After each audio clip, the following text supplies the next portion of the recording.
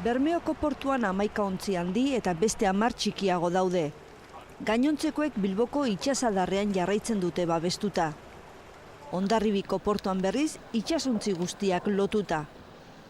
Urteko sasoionetan baxurako arrantzaleak ez dira itsasoratzen. Geldialdi biologikoan daude, berdelaren kanpaina hasi arte. Baina kostatik hurbil ibiltzen diren arrantzalei itsasoaren batek kalte handia egin diete. Baina bada parte bat, artes menores deitzen dena guan ibiltzen dira itsason, bazterren, eta orduan egun asko ari die galtzen, ez? Aurtengoa oso gauz berezia da. Hone txalupe txikizek kostaldeko danak txarto pasaten deuz, denpora handizen deuz, itxasoa barik. Orduen kalte handitzen da.